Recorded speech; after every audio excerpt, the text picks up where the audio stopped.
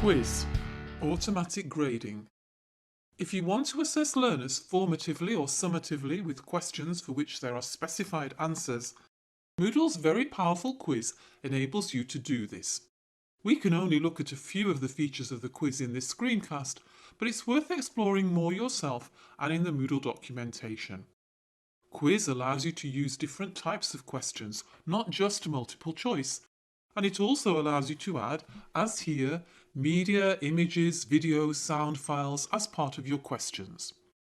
If we go to our course and see how to add a quiz, the first thing to note is that from Course Navigation, More, we can access the question bank.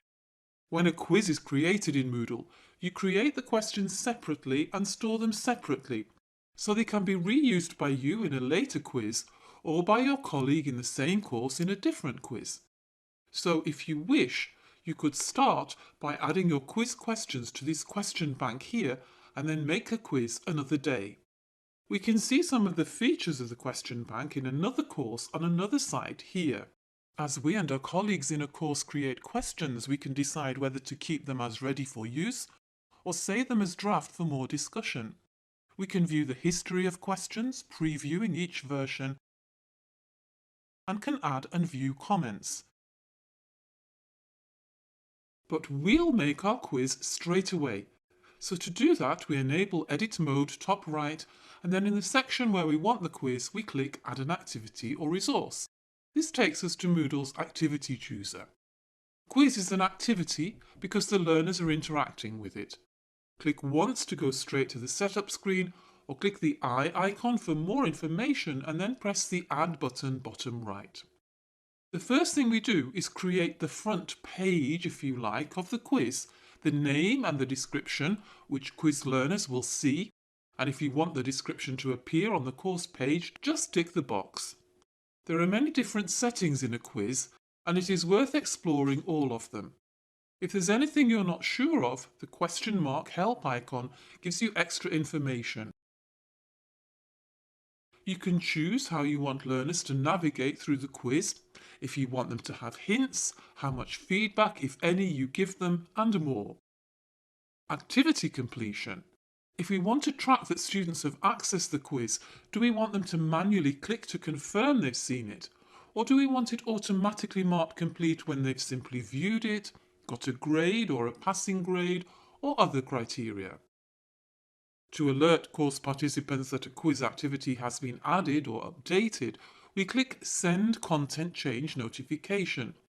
But we're not going to do that yet since we haven't added any questions to our quiz.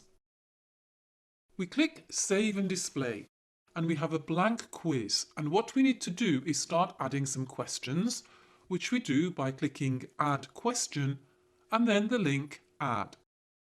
If we already have questions, we can add a random question to our quiz, or a particular question from the question bank which we might have added earlier, or a colleague might have added earlier, but we're starting from nothing, so let's click to add a new question. We are then presented with a list of question types to choose from, and just like with the Activity Chooser, if we click the button next to the question type, we're presented on the right with some information as to what that question type does. And note that although most of these questions are questions where you provide the answer, it is possible by choosing Essay to have learners typing an essay which would then manually have to be graded. Note there's also a description question. This isn't a question type as such, it's just a text editor into which we could add an explanation, some instructions, images, videos or sound. For the purposes of this quiz, I'm going to add a multiple choice question. We are then sent to the setup screen for this particular question. We have to give it a name, although the name doesn't appear in the quiz, but it's important because that's how it will be recognised in the question bank in the future, particularly if we have a lot of questions ourselves and perhaps shared with colleagues. In the question text, that's where we type the actual question. And then when we scroll down, what we see will depend on the question type, but we will always be able to add general feedback for any question, and then in the answers, because it's multiple choice, we have the first possible answer with the grade none. We add none if the question is wrong, or 100% if it's right. However, there are, as you can see, options in between. We can give specific feedback for each individual answer, and if we want to do more than just write simple text, we can use the icons in the text editor. So again, we write our choices, choose the grade, and we continue. When we click Save Changes, we have our first quiz question, which we can preview, and then we go on and continue adding questions to our quiz. Finally, looking at a quiz that's already been made, it's easy to change the order of the questions by dragging them up or down, and to add or remove page breaks by clicking on the icon.